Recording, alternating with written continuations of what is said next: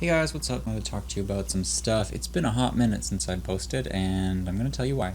I realized that I haven't posted a whole lot since New Year's, and New Year's feels like not that long ago, but it's actually several months ago now, and I'm like, wow, that's a while. First of all, my parents moved to Australia. They sold my childhood home, so that's been quite hectic. Another thing is I don't really know what to do at the moment because I've noticed that a lot of the people who watch my videos, they came from the old days when I did the reality show, and when I was doing the reality show, it was a completely different thing that you're watching from now. It wasn't like a regular YouTube show. It was like a actual like episode format. So a lot of people came from that, and when I post different stuff, they're like, "Well, I don't like this. What is this?" And then a lot of people came from the video where I asked Karen to be my boyfriend, and so they like that kind of stuff. And when I post different kinds of stuff from that, they're like, why are you posting this? Like, we want to see more of that.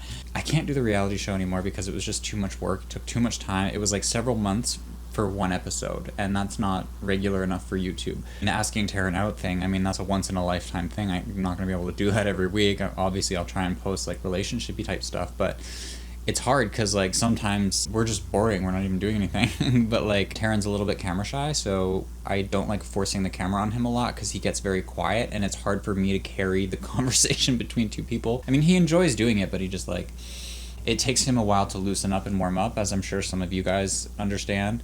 Once a camera's put in your face and you're not used to it, it's going to take you a little bit to get comfortable, and that can be very tiring for some people. Like, you know, he gets home from work and then he's been working all day, he's tired, he doesn't want to be like, all right, more energy now. So, I mean, I will try and post more stuff with me and him, but it's going to be touch and go. I've just been sort of in a career transition at the moment, and trying to figure out how to best use my time. And for me, filming a YouTube video actually takes a lot of time. For some people, they can just point a camera at themselves and start talking to it. I can't do that. I'm not always a very high energy person. Like, I'm sure as you've seen in some of my videos, I've been like pretty tired. I've actually been a lot better these days, but at the same time, it's still, I'm not a naturally very outgoing person. I had to learn how to be outgoing. I also don't like seeing myself on camera. I don't like looking at myself, and I have to edit the videos. So I don't, it's uncomfortable for me, sort of. I have to work up to it, and then I have to like stare at my own face for a while, and I just don't like doing that. So that's another reason why it takes me a lot of energy to make videos. Then to do that, and then to put a video out there after all that time and energy and like mental effort to get myself to that point, and then to put stuff out there, and then people are just like, oh, what's this? You know, like I've posted videos where like a bunch of people just unsubscribe, and I know that's just part of the game. But like, it is hard when it takes you that much effort to do a video. So I've had people tell me to break up with Taryn because they thought my videos with him were boring. So I'm like, I'm not gonna break up with my boyfriend for you. But at the same time, you know, when, as any creative person knows, when you put a lot of effort into something and put it up, it's hard to get that kind of feedback, and it's not something that you can control, but it still is sort of frustrating to hear. I try to do more like opinion pieces, but those are always really tricky because most people don't really listen to the full video. They just hear you being critical of something, and they're sort of like, "Rah." Like I posted that video about Lucas Dell and like sex and selfies and all that, and like a lot of people understood what I meant. A lot of people were really angry about it. I've had people that were subscribed to me for years tell me that they were unsubscribing because of that, and I'm just like, wow, okay. Like, I knew there was going to be a little bit of blowback, but I didn't realize that it was going to be like people were going to be that sensitive about it. Especially like when in my mind, like it wasn't really even a harsh criticism. I was just like talking about a thing that happens on social media and Instagram like all the time. But I do understand why people, I've reflected a bit on that video, and I understand why it sort of came across that way to some people, and I'll talk about that in another video, not right now, but I do sort of get it. But at the same time, it doesn't really make me want to post more controversial topics, and like that's the kind of stuff I like to talk about because I don't want to talk about like easy fluff all the time, right? You know what I mean? At that point, I'm like, I don't know what to do. Like, what am I supposed to post? I can make really big, high production videos like once in a while, but if I'm supposed to be posting like every week or like maintain it more often, like sometimes it's just going to be me talking to the camera, and I need to be able to talk about stuff I'm thinking about. You have to be so careful with what you say because people misinterpret it, and you can't, I mean, it's easy for you to sit there and be like, oh, well, whatever, just say what you want, and people who don't like it can leave, but like, that's not really how it works. You do have to take into account how you're coming across, because what I've learned is that it's not the same as sitting and talking to your friends as much as you want it to feel that way, and hopefully it does, and I want it to feel that way, I still have to be aware that I am speaking to a lot of different types of people who come from different backgrounds and bring different things to the table. So they're all going to interpret things differently, and as a person who's speaking to an audience, I have to understand that. And that's partly why I was asking you guys on Twitter and on Facebook if you thought I should do another channel just for more talking stuff where I could talk, and then people who wanted to see that kind of stuff could, and the people who just wanted more edited stuff could just stay on this channel, and that way I wouldn't have people like unsubscribing from me because they're like, oh, this is boring. But most of you guys said to keep everything on this channel, so for now that's what I'm gonna do. So if you don't like that, then you should have voted. I want to keep doing this because I enjoy doing it, but I want to find a way to do it that's sustainable, that doesn't make me feel exhausted and, you know, depressed.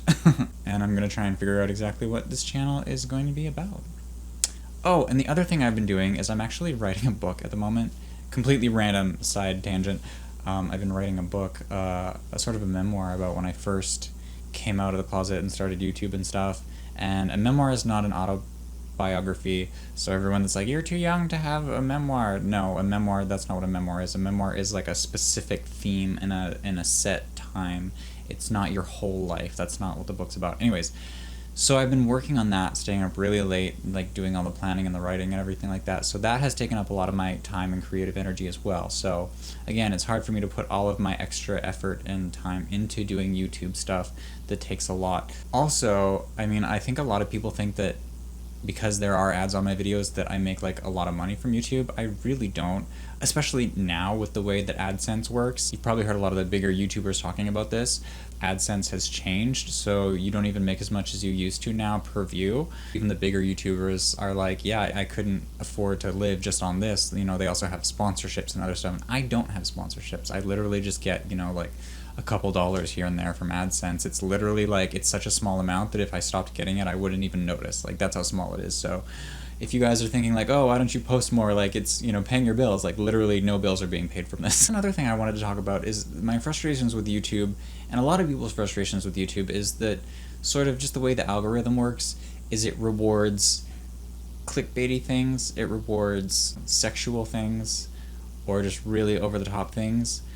Which I get it, I understand it, it's a business and it has to make money, and if something gets a lot of clicks which makes money, then they're gonna put more traffic into that. But I think that sort of takes away from a lot of the more high quality content on YouTube, which might be a little harder to discover. So, I mean, the videos that get all the views, like, have like, you know, like hot naked people in them, or just these crazy titles, and you're like, oh my god, I have to click that, what could that possibly be? But it makes it really hard for any other types of content to get views.